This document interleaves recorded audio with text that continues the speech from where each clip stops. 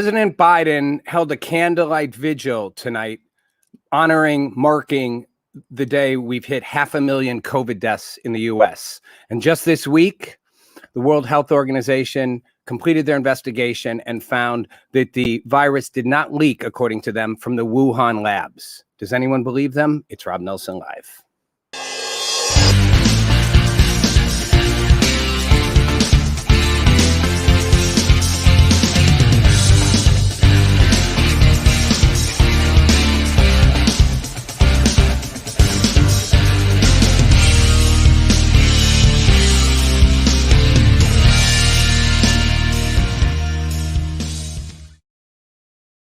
Hey, everybody. Welcome to the Monday Night Rob Nelson Live and interactive, coming at you from Florida, streaming to you everywhere on all platforms. Want your interaction? Reddit, Facebook, YouTube, Periscope, Twitter, Twitch, you name it. Get in on the convo with us. A lot going on. We're going political. We're going international today, guys. So today, sadly, was the president held a vigil just a little while ago honoring and remembering the fact that we've hit 500,000 COVID deaths in the U.S. Stunning number, right? Whew. And just earlier this week or last week, the World Health Organization completed its investigation, its findings into the origins of the virus. The issue had become, did it leak from the Wuhan lab or did it come from a market? And the NBC News story here and all the other outlets reported it the same. Unlikely that COVID came from the lab, according to the WHO investigation. And this is where I want to start with this because it gets kind of interesting. They're saying it didn't come from the lab, and it created a whole controversy because they said it didn't come from the lab, and there are any number of possibilities, including maybe it didn't even come from China, but it did. It came from a market, a food market, an open air market. And here's the problem, okay? One, problem, and why this is important, again, it's a pandemic that's killed 500,000 Americans. It's killed, how many people across the world? How many people have been infected across the world? We need to know where it came from. We need to know, not just for accountability. Don't even get me started on the need for accountability, but we need to know where it really came from. And the WHO, which is Biden has entered us back into the World Health Organization. Okay, fine. But the WHO's been in the pockets of China for a long time. And it's really questionable when they come out with their findings. So here's the problem. Before we even get into what the U.S. response is, they're insisting it didn't come from the Wuhan labs, despite the fact that China's been completely not transparent from the beginning of this pandemic. Despite the fact that there's been no traceable, they can't trace the source of the COVID to any actual living animal that they say it might have come from. The Wuhan lab has for years had problems with safety protocols that the U.S. intelligence had noted over and over again. And the Wuhan lab was had programs to accelerate the infectiousness of diseases. They claim they do it so in case of a pandemic. Other people argue it's to use as biological warfare. Either way, they're doing all that, but it didn't leak from the Wuhan labs. No. Came from some market somewhere, which is just like, huh? And the Chinese weren't very cooperative. There's 174 new cases that they discovered. They believe the virus was actually in China as early as possibly September, not December. And they found 174 cases, many of which they actually now, the WHO did, say don't trace back to the same origin outbreak, which if it was from this market. So, that doesn't fit either. The U.S. is skeptical, as it should be. The little Reuters headline and a little quote here from the State Department. The White House cites deep concerns about the WHO COVID report, demands early data from China because the Chinese won't release the data. And then I believe it's a State Department spokesperson said this. We have deep concerns. It's the National Security Advisor. We have deep concerns about the way in which early findings of the COVID-19 investigation were communicated and questions about the process used to reach them, according to U.S. National Security Advisor Jake Sullivan. So it's good. The White House is skeptical, as they should be, they're going, you haven't been transparent. You know, the Chinese wouldn't give them access to original data. The Chinese have been nothing but opaque this entire time. Nothing but blocking. Why does that matter? We get all worked up when someone calls it the China virus, which again, I think is ridiculous, but whatever. Call it whatever you want. It came from China. Oh, it'll make people anti-Asian. It won't. Or some people will. They're going to go there anyway. But that's not the point. The point isn't what you call it. Don't give it a politically correct name. The point is, where did it come from? If this leaked out of a lab in China, which I believe it did, China's responsible for the worst pandemic in modern history. They're responsible. They don't just get a pass. You don't just get I'm sorry, which they don't even say. They don't even say I'm sorry because they don't even take responsibility that it happened from them necessarily. But nonetheless, they kind of get a public relations win because, you know, they're saying, see, we didn't do it. And I have a New York Times headline where the New York Times actually even agrees with me here for once. China scores a public relations win after WHO mission to Wuhan. That's the message they want out there. Here's what's scary, and here's what you don't know about China. China is the master at misinformation, and they launched one of the most, and this gets fascinating, one of the biggest disinformation campaigns in, well, it's their first perhaps global disinformation campaign. When COVID started spreading, it was the Chinese, not the Russians, who launched a massive disinformation campaign about where the virus came from. And they did it strategically and smartly. A guy named Zhao Lijian, who is a spokesman for the Ministry of Foreign Affairs in Beijing, started a series of tweets. I'm going to read you one of the tweets he said. And this is what he actually tweeted in a stream of tweets over a course of like 2 weeks. He said, Crafty, can you put the tweet up? When did patient, this is coming from the spokesperson for the Chinese Ministry of Foreign Affairs. When did patient zero begin in US? March 12th, last year, he tweets this. How many people are infected? What are the names of the hospitals? It might be US Army who brought the epidemic to Wuhan. Be transparent, make public your data. US owe us an explanation. Whoa. Wow. So we started the pandemic. Now you could go, okay, whatever, that's China being China. No, this is where it gets fascinating. 11 tweets, 2 days, 99,000 shares, 54 languages it reached. And they put it out there intentionally to keep spreading and spreading. And it got respread. Donald Trump Jr. took that tweet and spread it saying, this is BS. That's what China wanted him to do. So the tweet reached even more and more and more and more people, sowing skepticism, sowing doubt. It reached the most people in China, 314 million. Although, actually, Twitter's banned in China. Twitter's banned in China, as is Facebook. But it reached them through Weibo. 314 million people. And then Russia and Iran kicked in and started backing it. Why does this matter? Well, one, because China's the number one disinformation. Russia's not. Russia's good, but China's way better. The number one disinformation campaign in the world. China's the masters of it. This is the new warfare. I sat with an admiral a couple months ago, acting in service admiral, who said the future of military is all in the digital space, is all in online stuff. It's all in stuff that's not tangible, hard on the ground. That disinformation campaign led China to reach the point where they have suggested we started the virus. Now, monkey arms, give your scientific reasons. Well, I just did. And I throw my cover out there in that the Biden administration is skeptical as well. They know it. They know they're not satisfied. My scientific reasons, to recap for those of you, maybe you were joining the party late, are: one, the lab has horrible safety protocols for years. Two, they can't trace it to an actual animal, though they say that's where it came from. Three, they actively try to make diseases more infectious in that lab.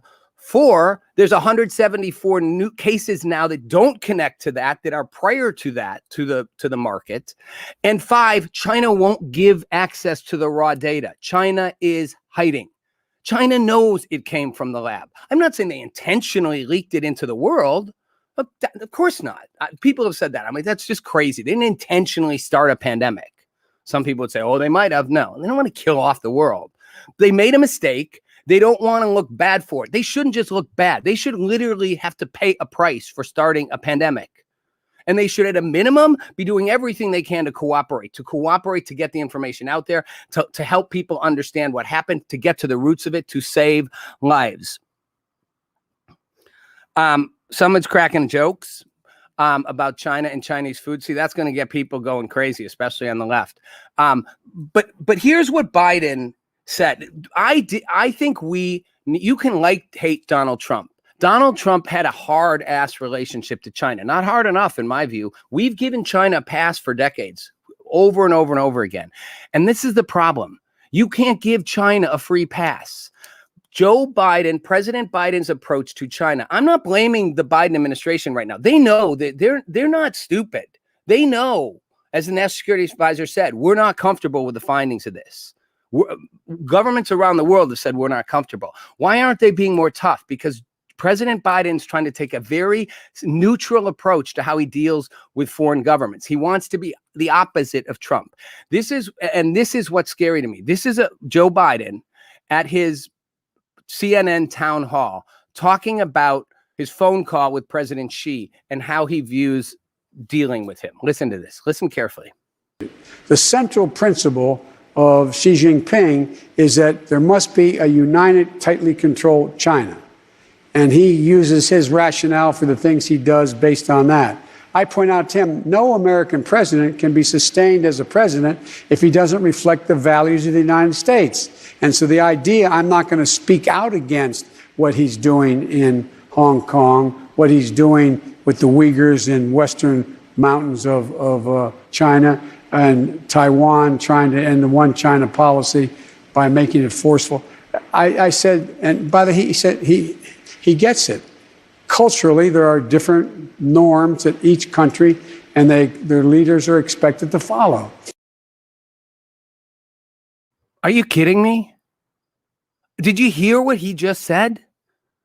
Culturally, there are different norms that leaders are expected to follow, so I'm not going to speak out about Hong Kong and the Uyghurs.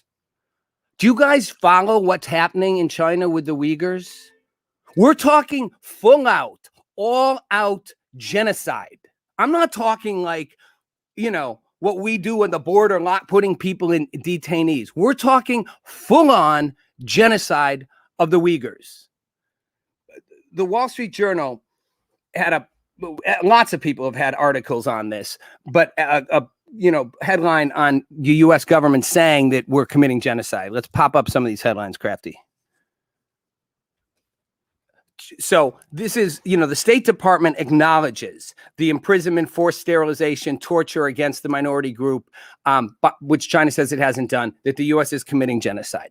The Biden administration, the National Security Advisor, Anthony Blinken, that when he was in his nominations to be the, Secretary of State, acknowledged what China is doing to the Uyghurs is genocide. The Uyghurs are a 12 million person Muslim population in Xinjiang, in China, and they have systematically tried to destroy them. They have literally gone, from, again, forced sterilizations, forced imprisonment for months, even several years, torture, abuse, and they do it all under the name. What China says is, what we're doing is they call them like workplace training programs, retraining programs for people. That's literally what China refers to them as. So they're vocational, that's the word, vocational training centers. Really? They're vocational training centers where you're detaining hundreds of thousands of people and torturing them to wipe and cleanse their ethnic identity off the map? And you're not going to call that out? I'm picking on President Biden right now because they know what they're doing. President Biden is trying to be a centrist. He's trying to walk a line of, I can't call him out on that. Where is the outrage? Are you kidding me? Anderson Cooper should have literally been, did you just say what I think you said? This is like 100 times worse than Trump saying Putin's good at being a dictator. And Trump was just kind of an idiot about it. Biden's not that. Biden's smart. He's saying, I'm going to walk a fine line. Culturally, it's different for him. He has to remain in control. He has to be repressive. So I'm not going to call him out on the Uyghurs. I'm not going to call him out on committing genocide against millions of people. Maybe this will humanize it for you a little bit. Check this BBC headline out. This is what goes on in the vocational training centers. Crafty, show the headline. Their goal is to destroy everyone. Uyghur camp detainees allege systematic rape. And then it says, women in China's re-education camps. No, back up, Crafty.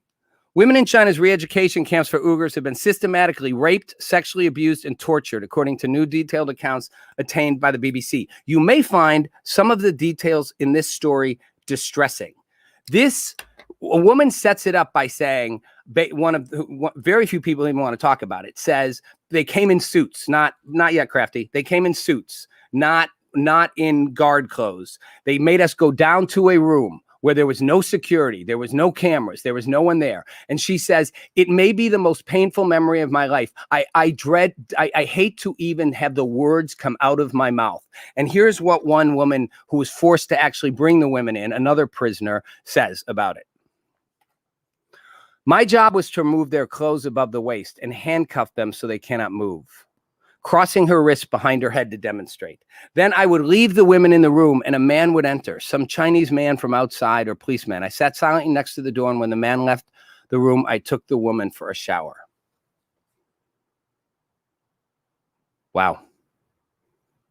I mean, honestly, and if you read the article, it's painful. I mean, it's literally systematic rape. Many of the women never even come back. They go in and out, just to break them down, to torture them, to dehumanize them.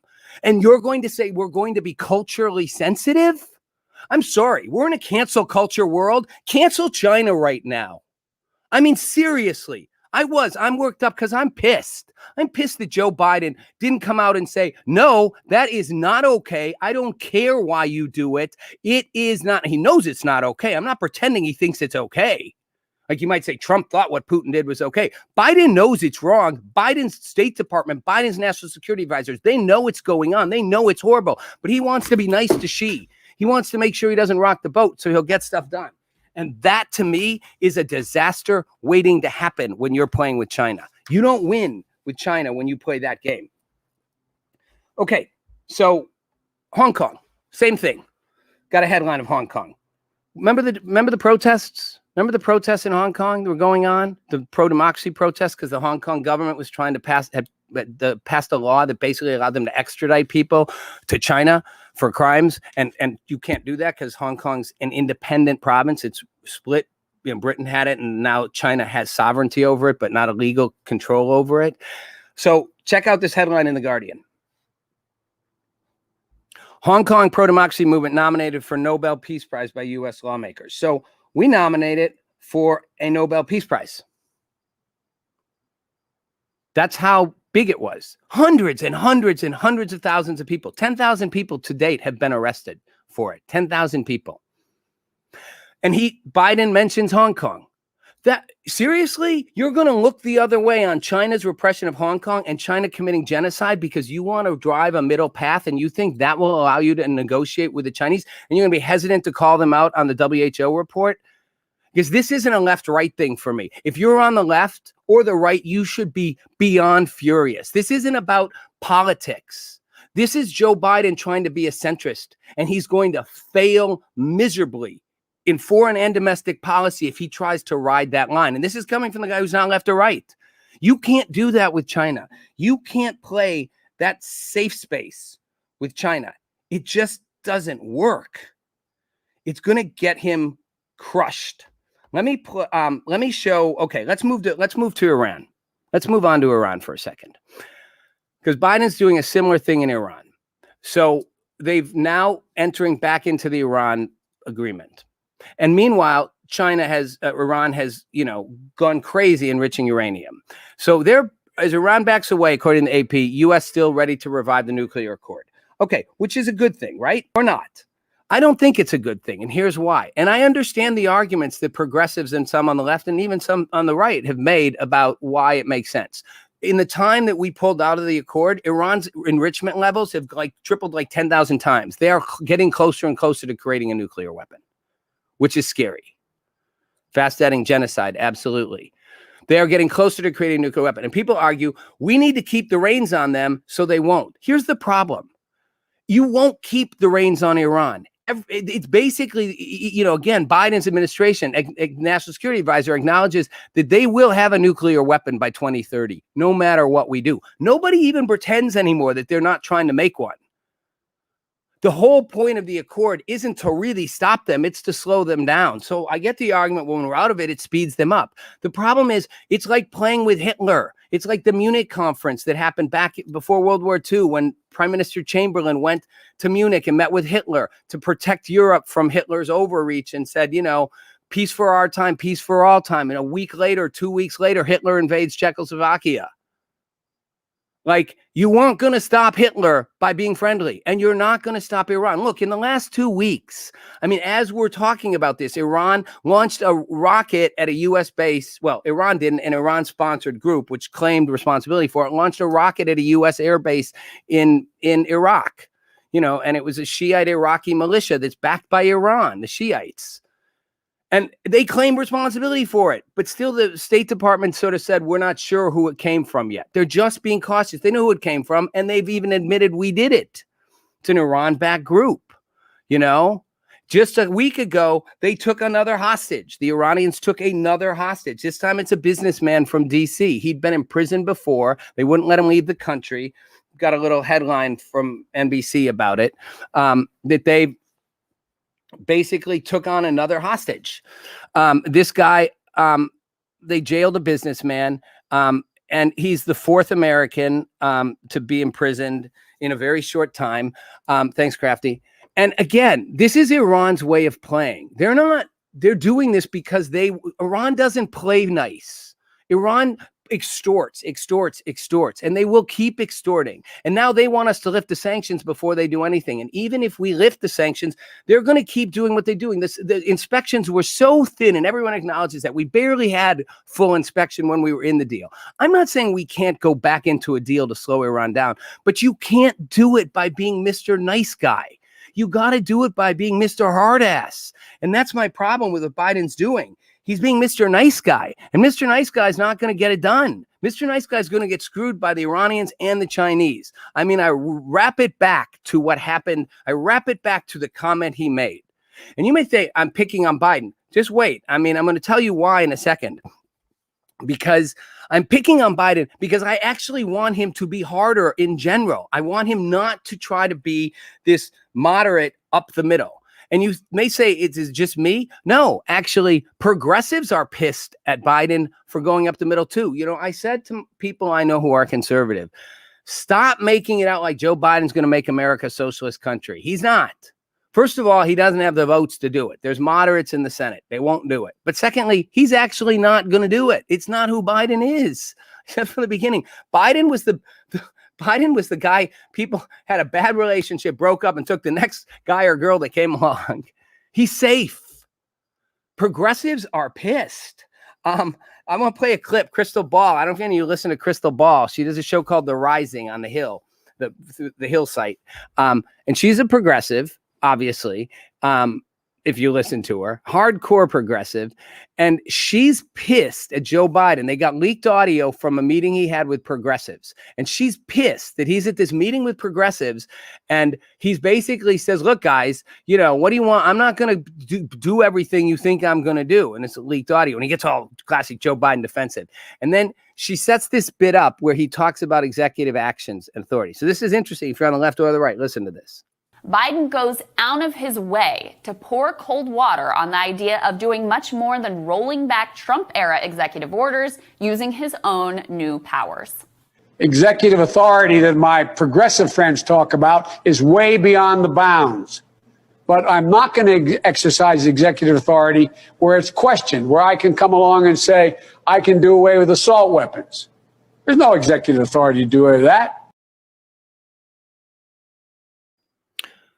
So, again, if you didn't know any better, you might think if you listened to Crystal Ball that she's conservative. She's not. She's super progressive. She's pissed that Biden isn't going to go farther. And her conclusion from that is basically, you're not going to get anything done. You're going to get nothing done. We're just going to have the same bipartisan, nonpartisan stalemate. Nothing big will get accomplished. In 2 years, Republicans might win back seats or even control, and we'll go through the spiral all over again. Now, if you're on the right, here's where you take the chill pill that I've been saying people on the right need to take. Biden's issuing so many executive. Biden's not going to go crazy. And he's saying it right there. You know, if you're on the right, you're probably happy to hear that. Again, this was leaked audio, right? It wasn't public, but he's like, I'm not going to use executive action on guns. There's no constitutional authority for that. Now, if you're on the left, you're probably saying, thank God we got a president who's actually going to say there's no constitutional authority for that. I'm not going to exercise it. Unlike the previous president who was like, what Constitution? But fast setting, I'll get to your comment in a minute. But again, so on the one hand, Biden's acknowledging I'm not going to do that. So again, if you're on the left, you might be like, good, he's going to follow, he's going to follow what the Constitution really allows. If you're on the right, you can, like I said, relax that he's not actually going to do half the things you're afraid he's going to do. But the progressives are pissed because they're worried that he's going to get nothing done. And it's been my worry for a long time. Cruzen, I'm going to deviate for a second to take that comment. The hard line has not, you're saying, has not worked well with Iran since 1979, being ironic. The hard line actually does work with Iran. Here's the problem with Iran. And I guess you put a good point out there, Cruzen.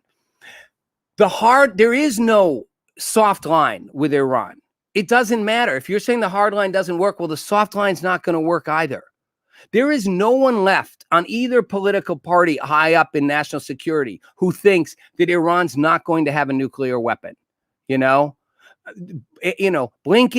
Sullivan, the national security advisor, both acknowledge they're going to have a nuclear weapon by 2030. It's just a matter of, can we slow them down by being in an accord? They don't think they're not going to. They don't think Iran's not trying to do it. Iran's made it clear. Iran's not going to not do what it wants to do. So you might argue, let's play safe.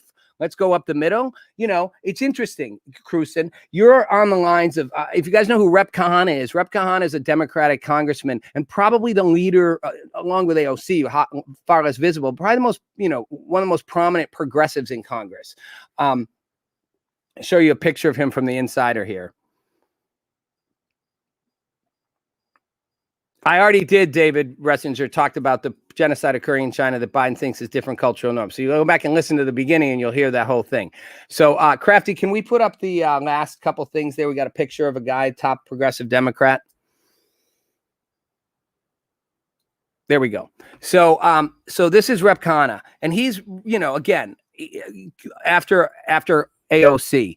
And what he worries about, and this is probably where Cruzen's comment, some of you are going from, he worries about another Cold War type scenario. And he says this. Let me read something he says in an interview recently. We need a thoughtful strategy on China, which doesn't just default to a new Cold War paradigm that fuels anti-Asian xenophobia. We have to be tough on certain things, but we have to recognize it's going to take cooperation on climate change pandemics. And he goes on to say, thanks, Crafty, how we find that balance is what's key. Now, two things. One, I understand that argument. I want to throw out the anti-Asian xenophobia. I mean, seriously, we got to stop worrying about whether our foreign policy is going to make people not like a certain kind of people. I mean, people are going to not like people if they're not going to like them. Calling China out on the virus, if that makes some people more anti-Asian, those people were going to find a reason to be anti-Asian anyway.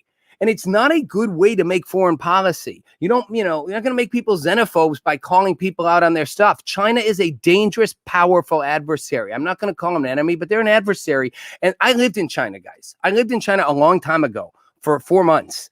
And let me tell you something. Back then, right before as China was opening, liberalizing, and the truth is, you could see it. China's always operated in an authoritarian structure from the days of the emperor, like a one ruler type scenario, But I mean, I was around young college students who were the next wave. I was, I knew the people involved in the, in the protest, the Tiananmen Square stuff, and they stomped on democracy. They stomped on it. And people were scared. People were scared to be seen around me because they'd have people watching them because they were around Americans. The Chinese government is not playing touch football. So, do I want another Cold War? No. Is Khan right that we need to be careful? Yes. But when you go playing hardline with Iran doesn't work, playing soft line with Iran doesn't work. They are going to do what they're going to do. And they view our concessions as weaknesses. Although they argue every time we do something that we're bullies, the way China operates is concessions are weakness. Strength is in not conceding. Thus, when they start the pandemic, whether they did it through a leak in a lab or whether it came from a market, instead of taking ownership, they start a massive disinformation campaign that says the U.S. maybe started it. That's how China does things. They don't understand weakness. I mean, in a weird way, that's how Trump operated too. And that's why Trump's China policy was probably one of the few things that was working. But Biden, my concern with Biden, and this is where I want to take this or wrap this up. My concern with Biden is that I don't want him to be a moderate. I don't want him to ride up the middle. I really don't. On foreign policy or domestic policy, I want him to go all in. I mean, Crystal Ball is right. It's the only way you're going to get change. Otherwise, we're going to stay in a deadlock. Let's go for it and make the radical changes he wants to make. He got elected.